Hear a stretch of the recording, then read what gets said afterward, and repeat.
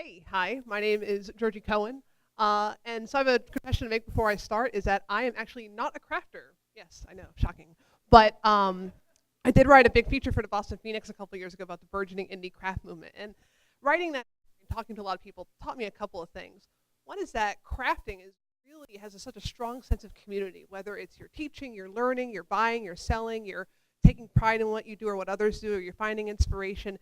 Crafting just thrives on the relationships between the people who are involved in that community. And the other thing was, for the story, it was the intersection between craft and indie rock, but more broadly, just about how crafting is really about the intersection between passion and personality. It's really the best outlet for it.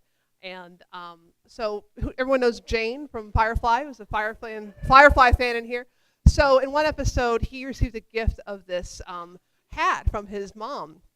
And soon enough, after this episode aired, you saw this. You saw everyone and their cousin had this hat. And what it was really the perfect storm of passion, community, and crafting coming together, taking advantage of these common interests that these people had. So what does this tell us? It really demonstrates that the challenge and the opportunity for crafters is to hit that sweet spot, to really discover and build communities that are based on those common interests and where that passion really and creativity really flourish.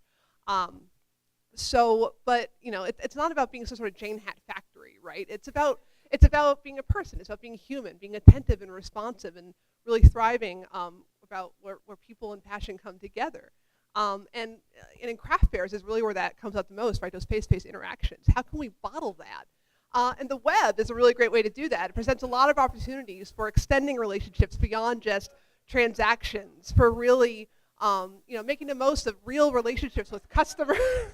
I know, I should really just be quiet and let the slide do the talking. So this presentation is about DIY web marketing for DIY crafters. Where does the DIY come in? There's a lot of great communities out there, Etsy, Ravelry, et cetera, but I'm going to talk about some of the other ways on the web that you can do this. Those platforms are great, but there's a lot of other things that you can do too. And the two real rules of the road are add value and be relevant. And it's no coincidence that the fundamentals of communication, or rather of relationships, are also the fundamentals of communication. And one of the best ways that you can do that is by taking people behind the scenes, opening up, don't be shy, share your passions. That's where people are really going to connect with you, and that's where you're really going to make those connections flourish. Share tips, share common interests. But the thing to keep in mind is that while this is all well and good and it's a lot of fun, it's not magic. It takes time, it takes work. You have to be consistent, and you have to be thoughtful, both of the goals that you're trying to accomplish by using these tools, and also of the expectations that you set for your audience and for your community. So, for instance, for Twitter, I did a search with a question, people asking questions about knitting within a 15-mile radius of Boston. And here are people that I could potentially connect with and answer their questions or just start following them because, hey, they're interested in what I'm interested in. That's my friend Shauna. This is her blog. If you read her blog, you'll find out about her dog, about her husband, about her vacation, about her mother-in-law, about running, about whatever. And that's her. That's who she is. And that's a huge part of what she is as a crafter as well. This is the DeviantArt page for my husband's cousin's boyfriend who makes chainmail.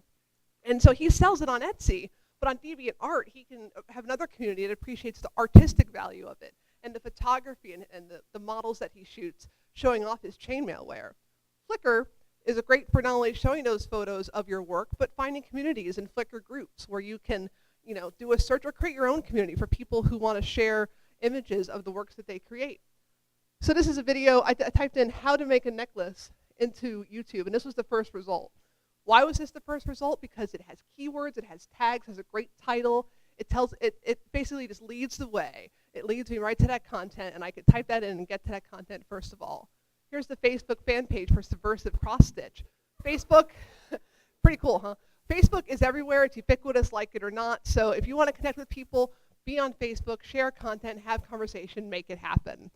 Ustream, I came across someone was doing a live webcast of scrapbooking, and people were telling them what flowers to put on a scrapbook, use this, don't use that, and it was a real interactive process.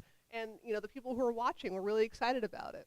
So the thing about social media to keep in mind that I think that crafters will especially appreciate is that it's all a work in progress. So do what you will, have fun with it, and just keep on trucking. So thanks very much.